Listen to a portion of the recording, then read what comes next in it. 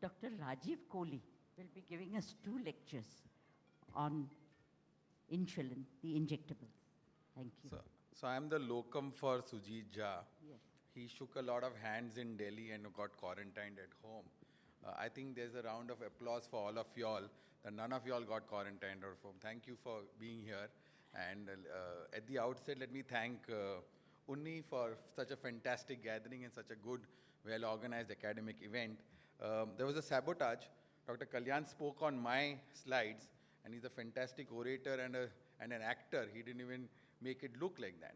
So doing more with prandial insulin, a clinical perspective, is what Sujit was going to talk about. I have no conflict of interest here. Now we have a 48-year-old male patient, diabetic for 18 years. He goes to Kalyan in Calcutta, has hypertension, CKD, currently on a very large dose of basal bolus. 50 units of Lispro and Glargine, 40 units at bedtime. And his A1C is close to 8.9. He seems to be in like probably 3B or chronic kidney disease. Lipids are normal, SMBG is high, he's overweight. He's already on a very high dose of insulin. Now, what's the next step for him to take? Now, as Kalyan put it, significance of postprandial in Indian diabetics, and he took us through the puri and the bhaji and all those things that we end up eating. But Monia showed us with the CGM the relative contribution of fasting and PP to HbA1c. And he showed that in Caucasians, when the HbA1c is very high, 70% contribution comes from fasting. And when the HbA1c is closer to target, between around 7, the HbA1c, the postprandial contribution is 75%. So when we extrapolate that to a clinic, if you have a patient whose HbA1c is 11 in Caucasian in the West, and we get his we get his fasting down, you may get his HbA1c from 11 to probably 9. But if you want to get him down from 9 to target, postprandial is extremely important. But that is not so in Indians, where my next coming few slides will tell us that Indians are high carbohydrate eating, and Indian patients show high PPG level even before insulin initiation. This is the starch study which looked at whichever part of India we come from, our carb intake is very, very high. And the Indian data says that the time for insulin initiation is much, much, much later than what our guidelines would suggest. So it's anywhere between 9 to 9.5, but most importantly, the postprandial is very, very high in Indian patients when we initiate insulins. And that's where probably majority of our patients may fail to a basal insulin initiation. So if you look at it, whether it's post-breakfast or post-lunch, and we had a paper 7 years back on the first CGM system, where post-breakfast hyperglycemia is one of the highest in Indian subjects. So when you look at the relative contribution of fasting and PP to our Indian patients, so even at a higher HbA1c and a lower HbA1c, the postprandial contributes a lot. So in our patients whose HbA1c is 11, if we just target his fasting, you're not going to get him down even to 9. You're going to require a prandial regulator, whether it's a bolus insulin or whether it's metformin or an alpha glucosidase or whatever is a prandial regulator to get him down closer to control. So at any level of HbA1c, postprandial contributes much higher than fasting would contribute in our Indian patients. And that's why probably we need to use premix much, much earlier, and probably these guidelines which were made by the ADA and ESD looked at the 4T study, which was done more than 15 years back, where they compared basal versus prandial versus premixed insulin. But now the world has changed. You have much, much better premixed insulins, and time has come that probably we need to have much, much more Indian guidelines. Again, if you just look at this is again which Kalyan copied from my slides, the relative contribution of postprandial to HbA1c, Indians versus Caucasians. So at an A1c of 8.2 and 8.6, the Caucasian has a postprandial around 230, 225. At the same given time, we have an HbA1c of 240, 250, similar. But as we go on, you can see that the postprandial contribution at higher HbA1c is much higher as compared to Caucasians. That's probably the reason that we need to use a lot of prandial regulation when we start whether insulin or any oral antidiabetics on patients whose HbA1cs are very higher. That's why premixed insulin is a choice for our Indian diabetics. Now, what are the risks with PPG? This is an old story, and we all know that postprandial hyperglycemia contributes a lot to our macrovascular disease, contributes a lot to retinopathy. They cause a lot of inflammatory markers. We have a lot of, now postprandial hyperglycemia is actually the tip of what we call as glycemic variability today, and a larger glycemic variability, though there are just a handful of studies which have actually looked at glycemic variability and outcomes, but those handful of studies have told us that more glycemic variability, more postprandial exertions, your inflammatory markers go up, and probably could be a hypothesis generating study for us controlling postprandial, reducing glycemic variability, and probably treating or preventing macrovascular disease. DECODE study done almost 2 decades back looked at mortality risk according to 2-hour postprandial, and they told us that it's completely independent of fasting plasma glucose. So if you look at it, at any level of postprandial, the all-cause mortality is much, much higher as compared to just the fasting plasma glucose. So postprandial glucose, whether it accompanies postprandial lipemia, there is an insult to the endothelial wall related to this postprandial hyperglycemia. There's a lot of data on that, but 2 decades back we knew that the mortality risk goes up with postprandial hyperglycemia. And mortality risk due to fasting plasma glucose actually becomes non-significant after adjusting for the 2-hour glucose values. And if you look at it, that how many of our patients remain in control in patients who have a fasting under target as compared to a postprandial under target. So if you have patients who achieve fasting blood glucose under target, not many people remain under control. But if you have patients whose postprandial are under target, almost 94% of our patients remain under control. So if you're able to just get the fasting down, maybe 50 to 60% of our patients may be controlled. But if we get the postprandial down, majority of our patients would come under control. Again, if we go back to the case has got probably 200 second opinions here. His dosage was up-titrated. His requirement from 53 times insulin has gone up to 60. Huge volume of insulin. Imagine injecting 60, consuming almost 1 pen fill a day. How do we address this problem? How do we address this problem? So that's why Lispro came up with this concentrated Humalog pen, which is a U100 Lispro, which has got 600 units as compared to the traditional U100 pen. So wherever we have a requirement of more than 20 units of mealtime insulin each day to help manage diabetes, it's better to give them a lower volume of insulin. The absorption is better. And if you look at the data, more than 60% of Western European people who have diabetes are injecting more than 20 units of mealtime insulin per day. So wherever we have, whether it's a type 1 or a type 2, and we have more than 20 units of mealtime insulin per day, it's worthwhile shifting a patient to U100. The cost remains the same as such. It's close to 65% whether it's type 1 and type 2. And which are the 2 insulins which get concentrated and their PK/PD changes? Anybody here? Except the people in the front rows. 2 insulins where the concentration increases and their PK/PD changes. One is U300. We are all aware it's there. Which is the other one? There's an extra night free here in JW Marriott for people. It's U500 insulin, the human U500 insulin. So when the concentration of insulin changes, their pharmacokinetics and dynamics can change. So U300 glargine has a different pharmacokinetic profile as compared to U100. U500 human insulin as compared to U100 human insulin has a completely different profile. So the U500 insulin actually behaves like a premixed insulin when it's concentrated. So many patients in the US who are on 300, 400 units of insulin use U500, and they need to take only 2 shots because it works like a premix. So here you have a PK/PD study done between U100 Lispro and U200 Lispro, and very satisfying. There's no difference in their PK/PD characteristics when you concentrate Lispro to U100 to U200. So it's a simulated study where people injected more than 20 units of insulin Lispro per day, preferred a 200 unit per ml pre-filled pen versus a 100 unit ml. The reasons for preference were obviously the total amount of volume go down, the amount of fluid injected is much lesser, overall easy to use, easy to read dose, easy to know the intended dose, easy to prime, easy to learn, and again color of the pen. So patient adherence depends upon a lot of factors. So if we can do simple things right, our patient adherence improves and our patients would get to goal much easier. So adherence and motivation does help improve lifestyle, and these are the reasons for them preferring a Lispro U200. Adherence behavior, knowledge about hypoglycemia, motivation to improve lifestyle, emotional struggle with keeping A1C under control, fewer pens to store, again because you have 600 units per pen, request to decrease number of pharmacy visits, doesn't matter, pharmacy delivers at home nowadays, but again, you have much more, and many a time you realize that patients, there's a gap between a pen finishing and then buying a different pen. So there's usually a 2 to 3 day gap, and they're very happy not using insulin for 2 to 3 days.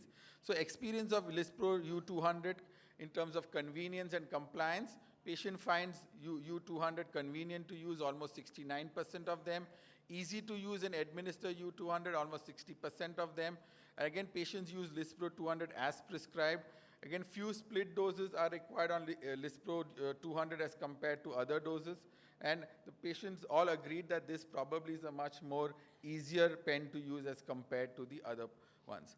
Now, what is different in the U200 pen? There's a comparison within Glide Force. Now, you may think that this is so trivial a topic to actually talk about in a huge gathering. But when a person is injecting twice or thrice or 4 times in a day, the amount of force he requires, because you may be looking at elderly patients who may be having trigger fingers, who may be having arthritis, and the amount of glide force which is required to inject a pen actually makes a difference in their subjective improvement and their compliance. So glide force is the measure of effort required to depress the pen's injection button, and such study compared the measured glide force and the glide force variability between the marketed U100 and the U200 Lispro. And the Lispro U200 pen showed significantly lower maximum glide force, average glide force, and glide force variability than the Quick Pen across all combinations. As you can see, this is data which says that the U200 pen requires 48% less average injection glide force as compared to the 100 pen. So it's available in 100 and 200. Both the maximum units remains the same. The U100 is in 300 units in one pen, and U200 has 600 units in one pen. Identical dosing, whether you use a U100 or U200. Again, for our Jugadu patients, they should not be removing insulin from here and putting it into a syringe, because it's a highly concentrated insulin, and your chances of hypoglycemia becomes, my math is bad, but probably 6 to 8 times. So not to remove U200, put it into a syringe and inject, and then you will get into a major problem as such. Now, how to initiate insulin? This is the basal plus, so it's actually a debate between me and my previous speaker, that when we actually initiate basal plus, you start at 4 units or 0.1 units per kilogram, or 10% of the basal dose if A1C is less than 8%. Increase by 1 or 2 units or 10 to 15% once daily.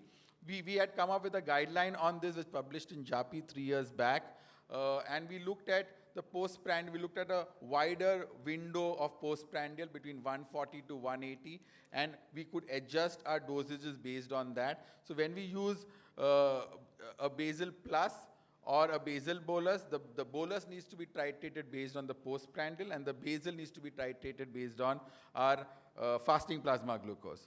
Now, ACE recommends basal plus begin prandial insulin before the largest meals. It's very easy that you need to do a dietary recall. So if your patient is not having a carb meal, then that doesn't become as, so the amount of carbs in the plate makes you decide which is the largest meal.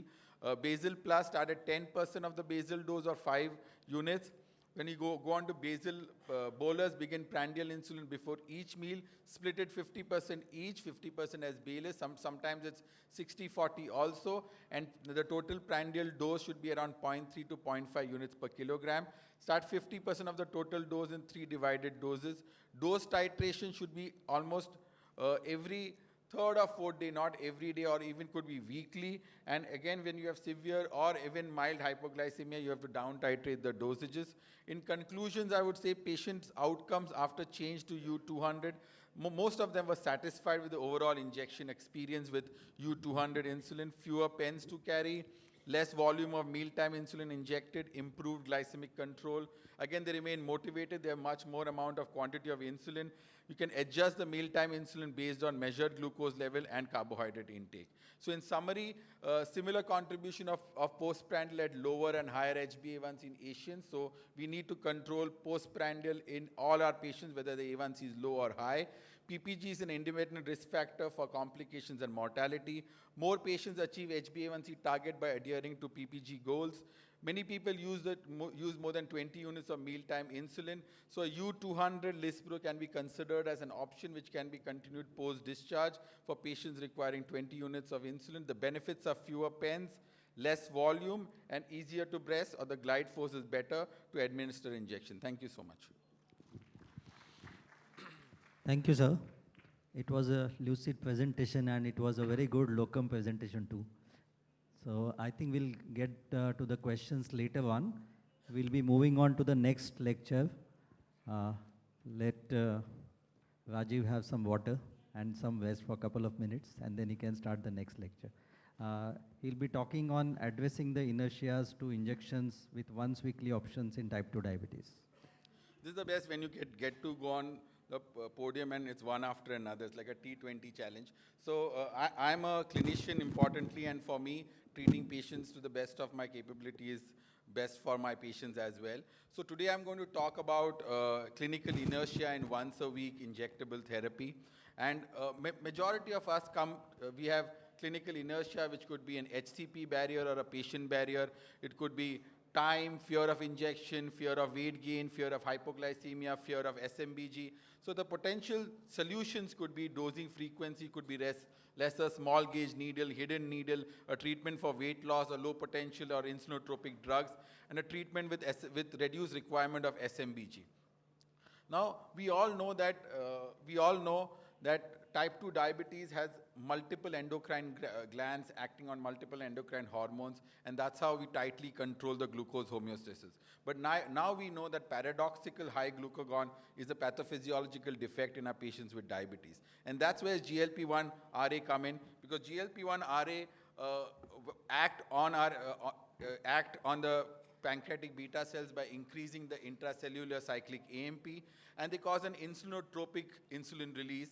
Secondly, they also suppress the high glucagon and so slows gastric emptying. So these are the three broad ways in which GLP-1 RAs work. There are a lot of similarities and differences between GLP-1 RA, but today we have only one long-acting and two short-acting GLP-1 RAs in the market today. So most of the long-acting GLP-1 RA control the fasting plasma glucose. The shorter-acting ones have a higher role in the gastric emptying and control postprandial values. So that's the main comparative features of the GLP-1 RA. Now, what are the key topics for all of us as clinicians that we need to address? Whatever injectable we give, the key topics are glycemic control, ease of use, cardiovascular safety, nausea, hypoglycemia, and weight change. And these are our clinically relevant topics which are relevant to the patients that we treat. Now, we look at the AWARD group of studies, which are 10 very well-designed studies designed in such a way that we can take the summary out of them and extrapolate it to our clinic. So whether we use the dulaglutide as monotherapy versus metformin, or a two-drug therapy versus sitagliptin, or liraglutide, or a three-drug combination, or more complex strategies, you have close to almost 6,000 patients enrolled in this phase 3 registration trials, and fantastic whole trial design has been such that we are able to extrapolate most of them. Now, glycemic control, when we look at glycemic control, the overall glycemic control, whether it's from 24 to 54 weeks, the average drop in HbA1c is close to 1 to 1.4%.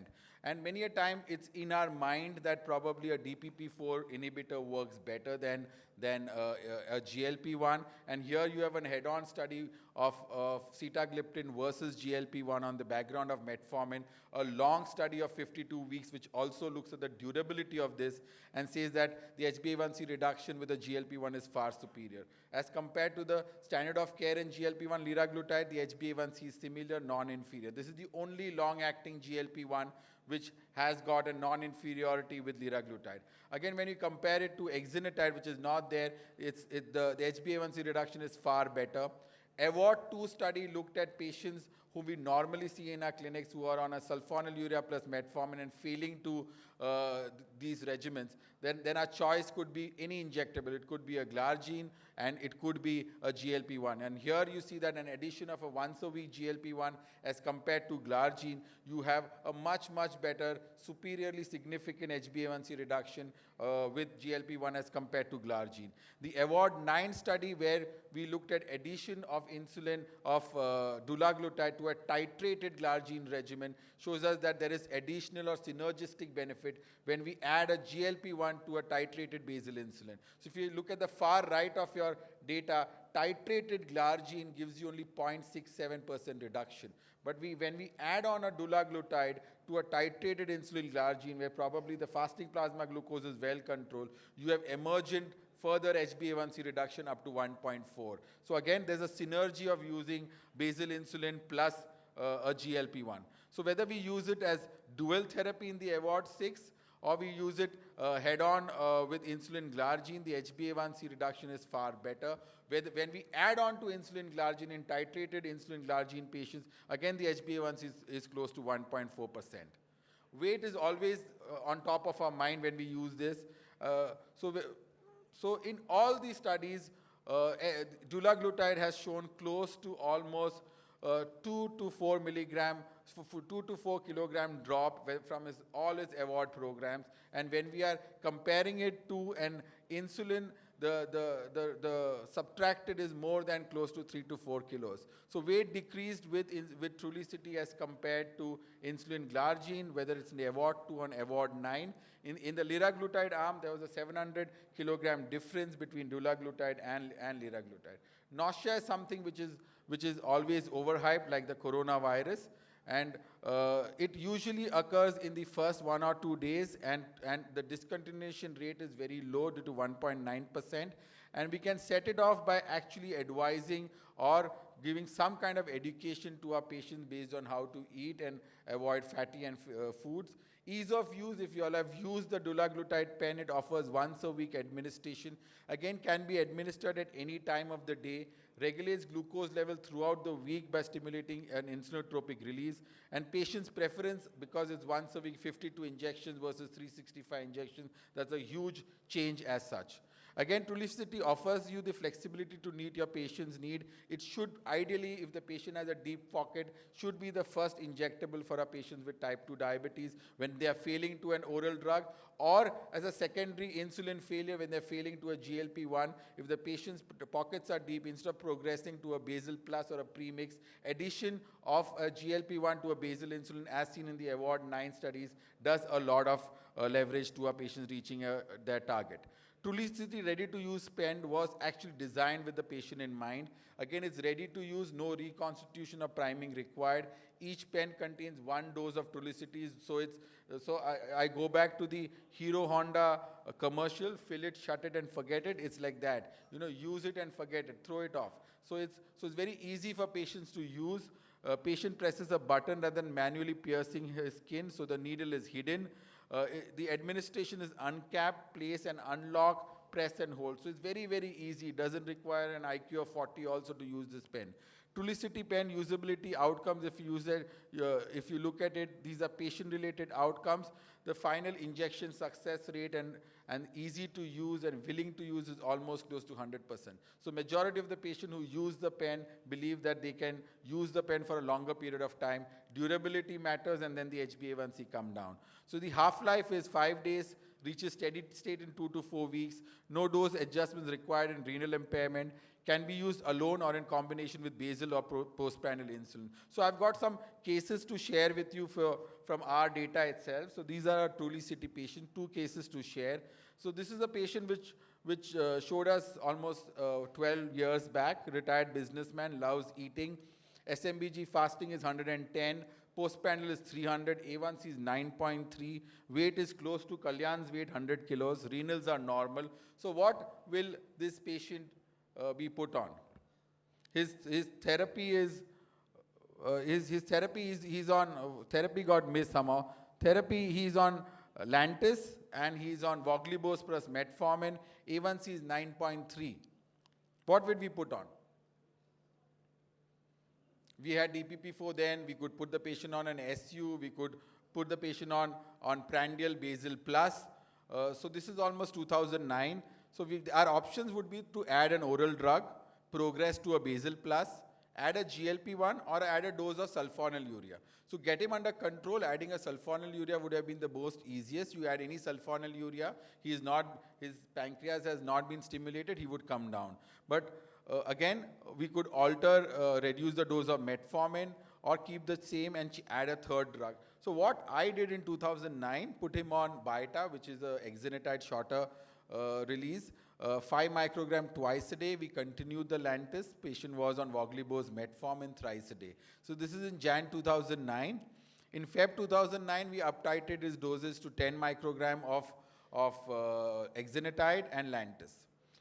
In May 2009, the patient had lost 8 kilos. His HbA1c from 9.3 was 7.8. His quality of life is better, walks for an hour and doesn't feel fatigued. So Dr. Tiny Nair spoke about fatigued and all these things. So probably GLP-1, I'm not saying it works as an antihypertensive, but patient did better with 8 kilos of weight loss. Those days we didn't have EMR. The same patient after using exenatide went on to liraglutide, and then for convenience went on to dulaglutide. And the patient in 2017 is at an HbA1c of 6.8, again just on Lantus, the same dose, and addition of Trulicity and Voglibose metformin. In 2018, again, sugars have slightly gone up to 7.5, same dosage, nothing changes. Again in 2019, again he's on the same dosage, sugar stable. What I want to convey here is that when we use a GLP-1 for a longer period of time, the durability of control is excellent. Most of our patients give it up because probably of the cost factor. And the suppression of glucagon, which dulaglutide does, has been tested in studies, and the suppression of glucagon contributes a lot to its response over a longer period of time. So this patient over 12 years has used basal insulin plus GLP-1 plus a postprandial regulators. He eats, he parties, he drinks, he does everything possible, but his weight, his sugars have been pretty stable. So this has been a sort of a lifestyle modifier for him for the last 12 years. So then 2018 is when the Award 9 data came in, and I was surprised that what we were doing got at least an endorsement based on a randomized controlled trial.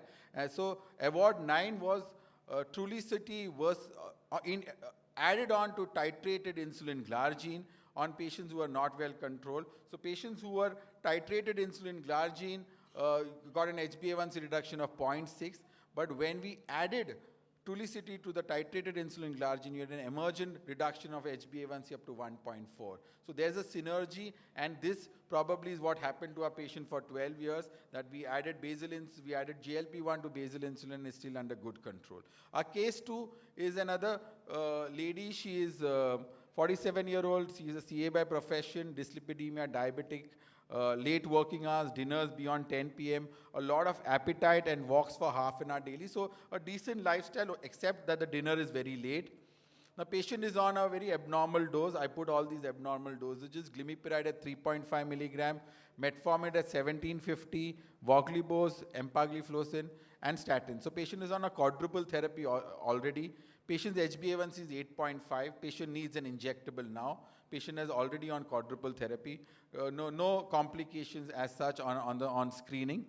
So we put the patient on. We continued all the oral anti-diabetics. We put the patient on Trulicity. This is way back 2.5 years back. 3 months into, from 8.3, the HbA1c came down to 6.3. So the patients who was now on 3.5 milligram of glimepiride came down to 3 milligrams of glimepiride, because HbA1c dropped quite a bit in 2 months. Another 6 months down the line, we see that the HbA1c is similar, and we further reduced the glimepiride from 3 milligram to 2.5 milligram. Again, 4-5 months later, we again reduced it to 2.5 milligram. Last year, patient's HbA1c is still 6.4. We reduced the glimepiride from 3.5 milligram, it came to 2.5, and now it's 1.5.